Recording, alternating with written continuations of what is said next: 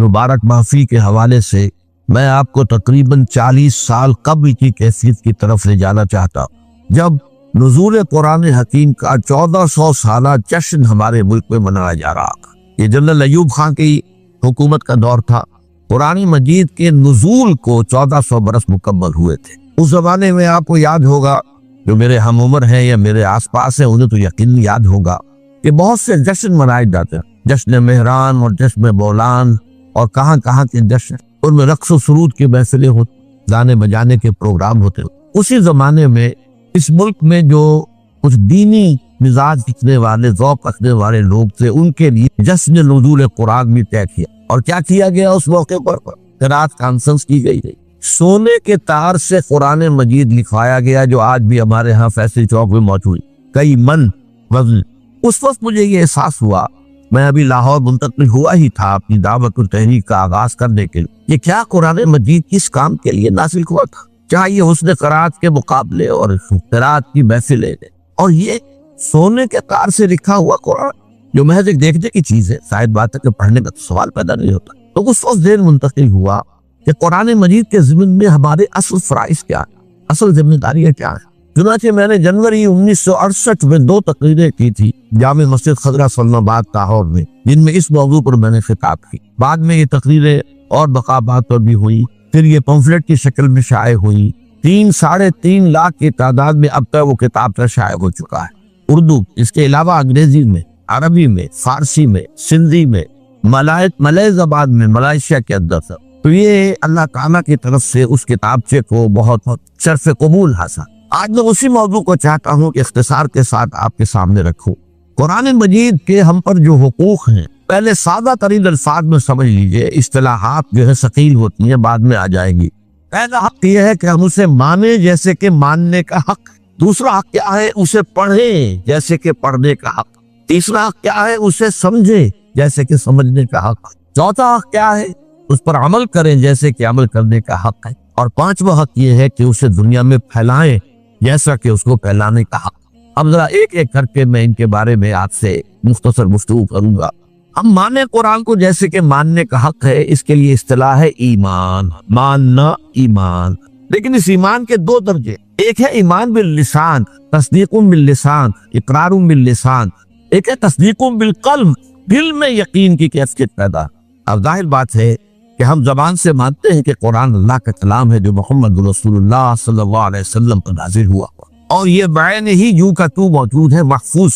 یہ ماننا ہمارا، اس سے اسلام کا تقاضا پورا ہو جاتا ہے کہ ہم نے اس کو تصدیق کیا، اس کو مانا، یہ ایمان ہمارا قانونی ایمان اس طریقے سے پورا ہوا۔ لیکن اصل ایمان اس وقت ہوگا جب دل میں یقین پیدا ہو جائے کہ یہ اللہ کا کلام ہے۔ یہ دل میں یقین کا پیدا ہو جانا آسان تھا، اور جب تک یہ پیدا نہیں ہوتا ہم قرآن کے دوسرے حقوق ادا کر ہی نہیں سکتے۔ پڑھنے میں وقت کاہے کو لگائے گئے؟ پڑھ بھی لیں گے تو سمجھنے کی ضرورت نہیں ہے، جو آج ہمارا حال ہے۔ اول تو وہ لوگ بھی اب بہت کم رہ گئے۔ ایک زمانہ یہ تھا کہ صبح کے وقت آپ اندر مسلمانوں کے محلوں گلیوں میں چلتے تھے تو ہر گھر سے آواز آ رہی ہوتی تھی تلاوت قرآن۔ اب وہ دور ختم ہے۔ قرآن مجید کا پڑھنا، لیکن وہ ناظرہ صرف پڑھ لینا جو ہے وہ تو کفایت نہیں کرے گا، اس کا سمجھنا، اس کے لیے محنت کرنی پڑے گی، مشقت کرنی پڑے گی۔ یہ محنت اور مشقت تو آدمی اسی وقت کرے گا جب یقین ہو جائے کہ اللہ کا کلام۔ اس لیے میں نے آپ کو جو ابتدا میں آیات سنائی ہے، الرحمن علم القرآن، رحمان نے قرآن سکھایا۔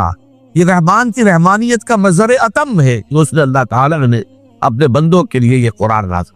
الرحمن علم القرآن، خلق الانسان، انسان کو پیدا کیا، علمہ البیان، اسے بیان کی صلاحیت عطا کی۔ اب یہ 4 آیتیں ہیں، اس وقت میں ان کے بارے میں تفصیل سے کچھ عرض نہیں کر سکتا، صرف اس نقطے پر دوبارہ زور دوں گا کہ اللہ تعالیٰ کا جو اسم گرامی الرحمن ہے، جس میں کہ رحمت کا، رحمت خداوندی کی ایسی شان سامنے آتی ہے کہ جیسے ٹھاٹھے مارتا ہوا سمندر، اس شان رحمانیت کا مظہر اتم قرآن حکیم۔ دوسری میں نے آپ کو 2 آیتیں سنائی سورہ یونس کی، یا ایھا الناس، اے لوگو، قد جاءتکم موعظۃ من ربکم وشفاء لما فی الصدور وہدی ورحمۃ للمؤمنین۔ دیکھو تمہارے پاس آ چکی ہے نصیحت، موعظت تمہارے رب کی طرف، اور جو تمہارے سینوں کے روگ ہیں ان کا علاج، ان کی شفا، اور ہدایت اور رحمت اہل ایمان کے حق۔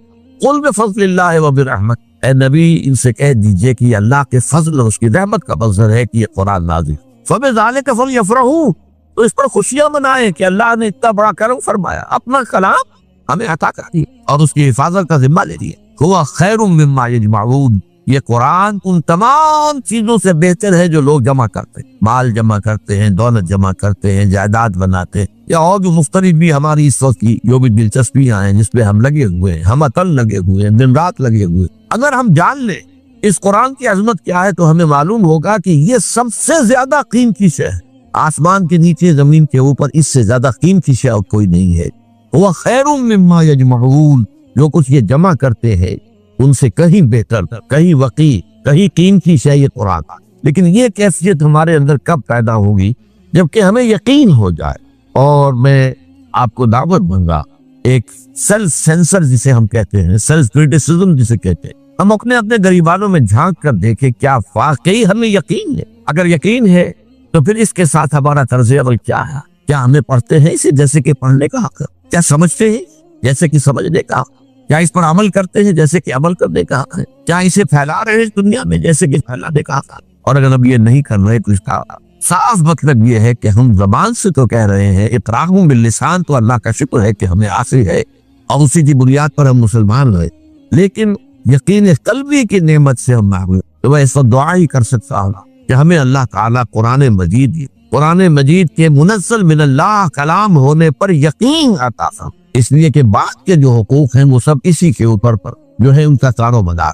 اب آئیے نمبر 2 ہو، اسے پڑھیں جیسے کہ پڑھنے کا حق ہے۔ قرآن مجید کے پڑھنے کے ضمن میں پہلی بات یہ کہ اس کی تجوید صحیح ہونی چاہیے، مخارج صحیح ہے، ہمیں معلوم ہو قاف اور کاف میں کیا فرق ہے، عین اور حمزہ میں کیا فرق ہے، ہا اور ہا چھوٹی ہے ان میں کیا فرق ہے۔ تو قرآن مجید کو تجوید کے ساتھ پڑھنا، تجوید کے ساتھ اس کی تلاوت کرنا یہ ضرور۔ پھر یہ ہے کہ اسے اپنا روزانہ کا معمول بنانا۔ چنانچہ ہمارے صحابہ کرام رضوان اللہ تعالی علیہم اجمعین کا تو معاملہ یہاں تک تھا کہ بہت سے صحابہ ہر ہفتے ایک مرتبہ قرآن ختم، ان میں سر فہرست حضرت عثمان بن عفان رضی اللہ تعالی عنہ، ہر ہفتے قرآن مجید ختم کرنا، یہ ان کے معمولات کے ساتھ۔ یہی وجہ ہے کہ قرآن مجید کی آپ 7 منزلیں آپ دیکھتے ہیں۔ یہ 7 منزلیں کیوں تھی؟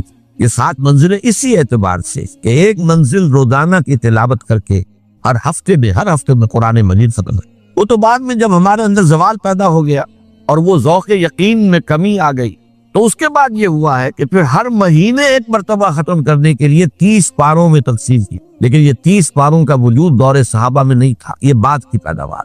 دور صحابہ جو صورتیں ہیں وہ تھی اور صورتیں جو ہے وہ منزلوں میں وہ منقسم تھی۔ تو یہ 7 منزلیں اس لیے تھی کہ روزانہ ایک منزل کی تلاوت کر کے ہر ہفتے میں قرآن ختم۔ اسی کا ایک حق یہ بھی ہے کہ اس قرآن مجید کے پڑھنے کا بہترین وقت رات کی نماز ہے، تہجد کی نماز۔ یا ایھا المزمل قم اللیل الا قلیلا نصفہ او انقص منہ قلیلا او زد علیہ ورتل القرآن ترتیلا۔